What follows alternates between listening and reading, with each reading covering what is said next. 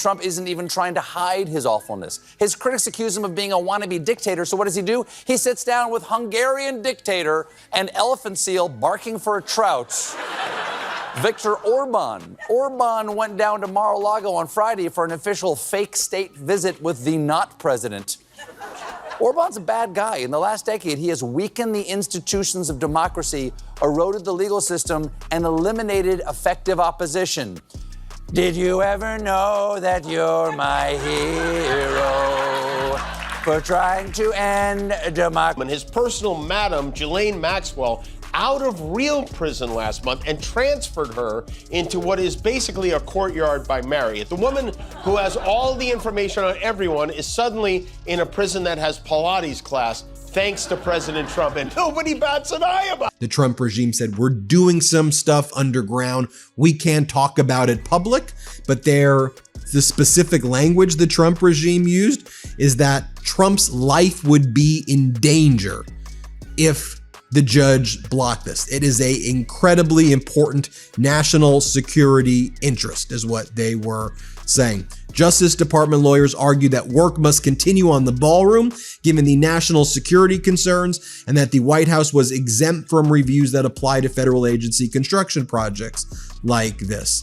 They also said that underground construction was needed to replace security infrastructure, warning that any halt could endanger Donald Trump's life. You want to know what happens when two of late-night television's most powerful voices decide they're done playing nice? You get a brotherhood that terrified Donald Trump so much that he tried to destroy both of them. And when that didn't work, he absolutely lost his mind. This isn't just a story about two comedians making jokes. This is about Stephen Colbert getting his #1 rated show canceled for calling out corruption, and then using what was left of his platform to defend Jimmy Kimmel when Trump came after him next. This is about Kimmel putting up a billboard supporting Colbert for an Emmy instead of campaigning for himself. This is about a historic moment in television when both of them appeared on each other's shows the same night. So Trump told Republicans to all vote for this. He was clearly furious that they did. He signed the bill after the White House issued a so-called photo lid, which shut down any on-camera opportunities. He signed it off camera,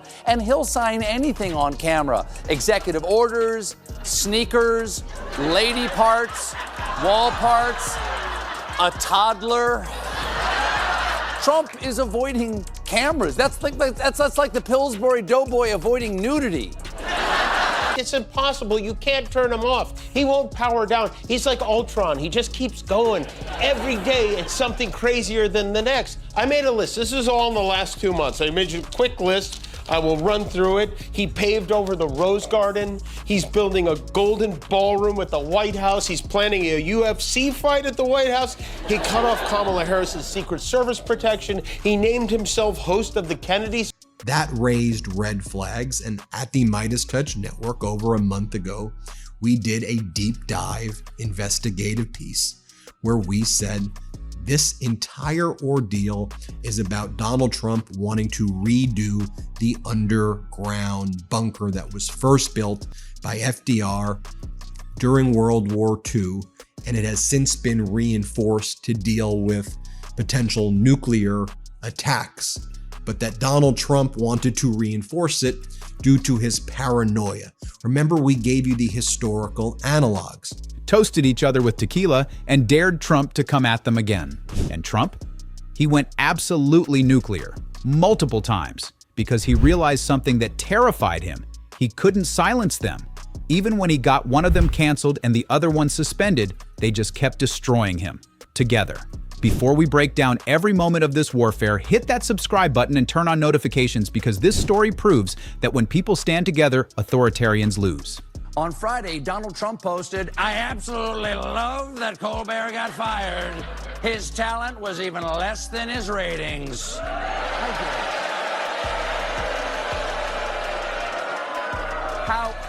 How dare you, sir? Would an untalented man be able to compose the following satirical witticism? Go yourself.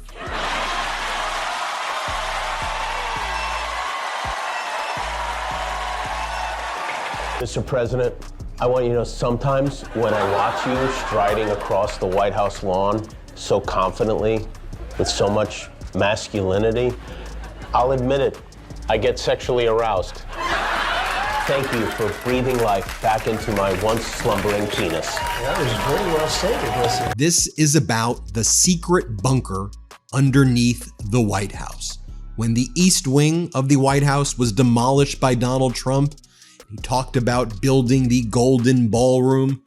Remember what we said on the Midas Touch Network? It had much more to do with the secret bunker underneath the White House than building a golden ballroom. And we were accused of being conspiratorial. We were accused of going down rabbit holes. Let's start with the moment that changed everything. July 14th, 2025. Stephen Colbert was still hosting The Late Show on CBS, still the #1 rated late-night show in America for the 9th consecutive season. And he was about to say 4 words on live television that would get him canceled within 72 hours. Colbert opened his monologue talking about Paramount's shocking decision to pay Donald Trump $16 million to settle a lawsuit over a 60 Minutes interview with Kamala Harris. The lawsuit itself was ridiculous. Trump claimed CBS deceptively edited the interview. Did you ever think the President of the United States would be celebrating your unemployment?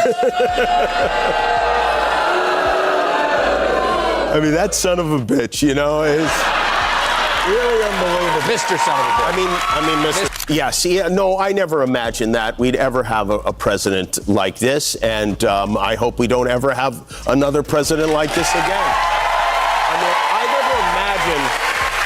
I never even imagined there would ever be a situation in which the president of our country was celebrating hundreds of Americans losing their jobs. As somebody who took pleasure in that, that to me is the absolute opposite of what a leader of this country is supposed to. And State Regime Media Knows Fox. You may think you're subscribed, but just double check.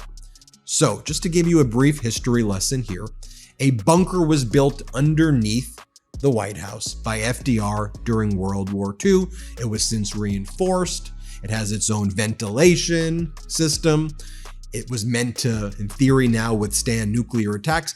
You probably have seen it in those photos after 9/11 of Dick Cheney looking like he was in a situation room with George W. Bush's cabinet. That was in this area called the Presidential Emergency Operations Center. Even though every fact-checker had debunked his claims. But Paramount was seeking FCC approval for their $8.4 billion sale to Skydance Media. They needed Trump's administration to approve the deal, so they paid him off. And Stephen Colbert looked directly into the camera and said exactly what that payment was: a big, fat bribe. Those 4 words sealed his fate. Because Colbert didn't just call it a settlement or a payment or even questionable. He called it what it actually was: bribery. A corporation paying off the President of the United States to get regulatory approval for a merger. Well, I have some bad news. Our government is now officially shut down because we don't have funding to pay the federal workers. Trump really is running the country like it's one of his businesses. He said he would. Traditionally, the senior leadership of the U.S. military never claps for political speeches. That's the tradition. They're supposed to be nonpartisan and sit there stone-faced. It's like doing stand-up for Easter Island heads. So Trump didn't love the crowd. I've never walked into a room so silent before. You know what? Just have a good time. And if you want to applaud, you applaud. And if you want to do anything you want, you can do anything you want. And if you don't like what I'm saying, you can leave the room. Roger that. Adolf Hitler in building his Golden Ballroom. Turns out the real reason for it was that he wanted to build the bunker for himself. And folks, this is what Trump's DOJ argued, that this is a national security issue. Go back and watch the video I did a month ago. Secret bunker exposed underneath the ballroom. Trump builds secret bunker underneath the ballroom. And do you remember when Donald Trump was also talking about how there was donors who were giving $130 million to the military, or one donor was giving $130 million to the military? 3 days later, on July 17th, 2025, CBS announced that The Late Show with Stephen Colbert was being canceled. Not at the end of the season, not after a farewell tour, immediately. The #1 rated late-night show in America, winner of multiple Emmys with 9 consecutive seasons at the top of the ratings. Gone. CBS claimed it was a purely financial decision and had nothing to do with Trump or political pressure.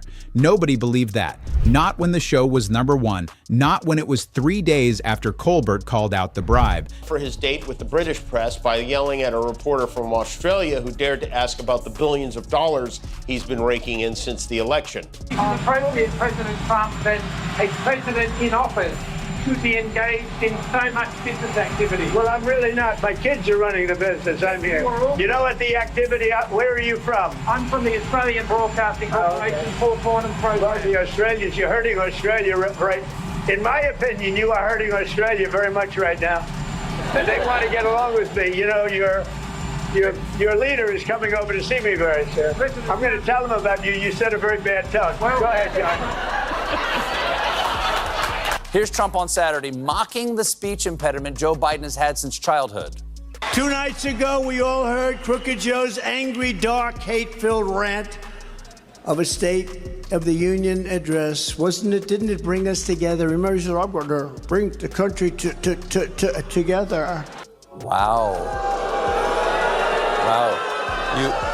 You really want to go there? First of all, Biden didn't stutter like that. Second, if you want to make this a word-talking contest. Not when Trump himself celebrated the cancellation like it was a personal victory. Trump posted on Truth Social, "I absolutely love that Colbert got fired. His talent was even less than his ratings. I hear Jimmy Kimmel is next." Read that thread again. "I hear Jimmy Kimmel is next." That wasn't speculation. That was a promise. Trump had just gotten one late-night host canceled, and he was already targeting the next one. Share this video with everyone who needs to understand what happens when corporations bow to authoritarian pressure. This is how censorship works in 2025. A bunch of claims. Some of his claims are over investigations into his Russia ties and the seizure of hundreds of classified documents from Mar-a-Lago's highly secure guest bathroom. Okay, he didn't like that. He got really mad. So, okay. Now, of course, after he became president, all the cases against him were dropped. But that's not enough. The man wants his money. Don't make him put his rings on. Specifically, Trump wants the DOJ to pay him $230 million,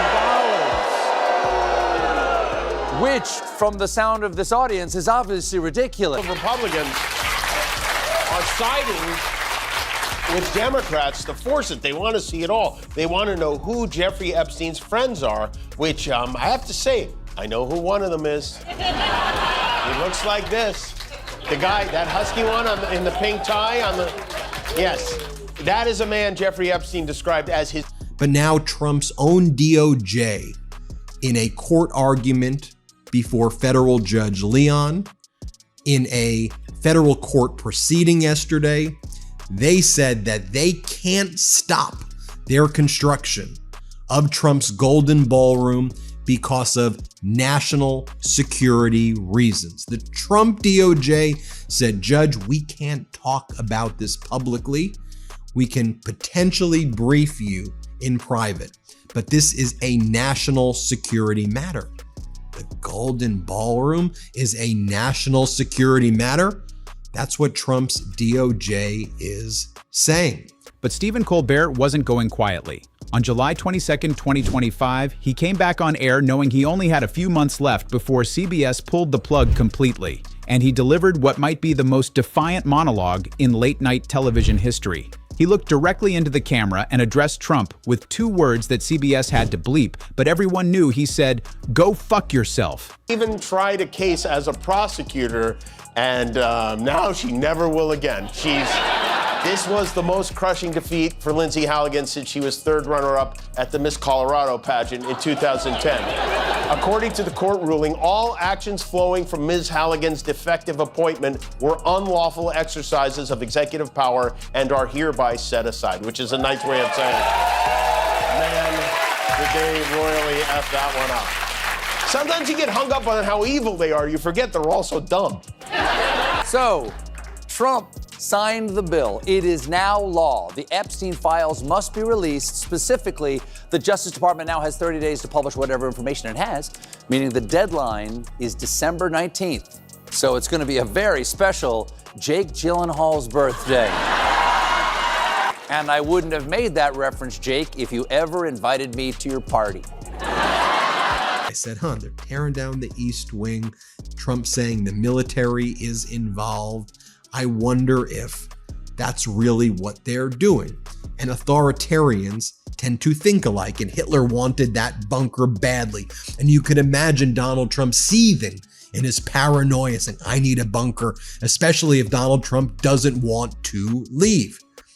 Dan Diamond, Washington Post reporter, was in the court proceeding that took place on Tuesday, where a group, the National Trust for the Historical Preservation of Washington, D.C., sued Donald Trump to block the construction of the ballroom. Now, the Trump regime made two arguments. Then Colbert turned to Jimmy Kimmel, still on the air at ABC, and said something that makes perfect sense now, but seemed almost prophetic then.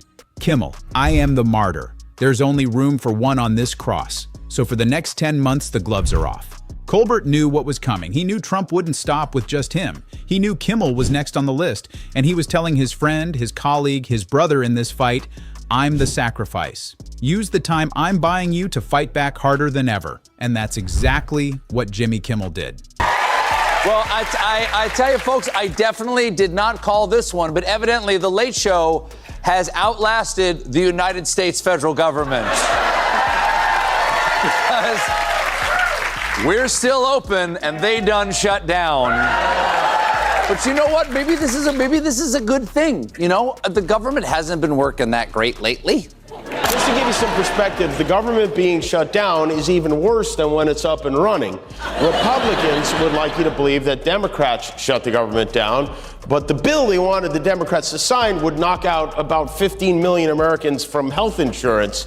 If this bill passes, your health insurance premiums could go up 75%, so there was no way the Democrats could vote for it. It's like like going to dinner and the waiter says you must order lasagna. The chef made it today. And a bunch of you are going to get food poisoning from it. But if you don't eat it, you've ruined the meal. Do you remember when Donald Trump let it slip? And Susie Wiles, well, she's been in the news a lot lately, Trump's chief of staff, and Pete Hegseth were looking like, oh man, did he just say that? Where Donald Trump said that the military was involved in the construction of his golden ballroom? Why would the military be involved in the construction of the golden ballroom if you claim that your rich friends and you yourself, Donald, are paying for the golden ballroom? That was suspicious. Colbert had used his dying platform to defend Kimmel. Kimmel had campaigned for Colbert to win an Emmy instead of himself.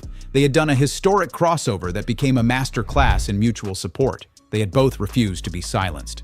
And millions of Americans had watched it happen. They saw Trump try to destroy these men. They saw corporations cave to pressure. They saw government agencies weaponized against free speech. And they saw two comedians look at all that power and say, no, we're not backing down. We're standing together. That's what terrified Trump. There's going to be one less puddle of sweat on the floor mat of the congressional gym because Marjorie Taylor Greene, yet another Trump superfan, learns that loyalty to him goes only one way.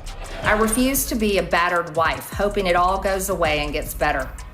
There is no plan to save the world or a 4D chess game being played. I'm going back to the people that I love, to live my life to the fullest as I always have, and I look forward to a new path ahead. I have to say, this woman is being attacked from all sides right now. Somehow, she still had time to put up her Christmas tree. Not even Thanksgiving.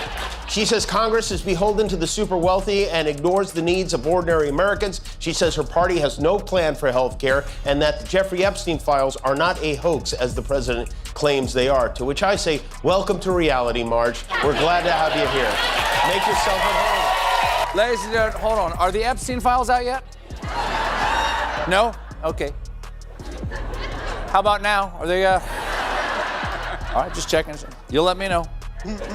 Stop me in mid-sentence if anything happens over there. One of the things I flagged is I wonder if that was going to help Donald Trump build his bunker, and if that's how Donald Trump went from saying that the Golden Ballroom was $200 million to now saying that it's $400 million. It was $200 million to $300, and now it's $400 million. Let me just again break this all down for you, but a reminder. make sure you hit subscribe to the Midas Touch YouTube channel. We are months ahead of these stories. We have great sourcing, we do fearless reporting, and we're under attack by the Trump regime. Not that Kimmel was making jokes about him, not that Colbert called out his corruption. It was that they were doing it together, supporting each other, protecting each other, creating a brotherhood that Trump's threats couldn't break. Because when you stand alone, you're vulnerable. But when you stand together, you're unstoppable. Hit that subscribe button, turn on notifications, and drop a comment below about what this brotherhood means to you. Because this is how we fight back against authoritarianism. Not alone, but together, just like Kimmel and Colbert showed us. The gloves are off. The brotherhood is real, and Trump absolutely cannot stand it.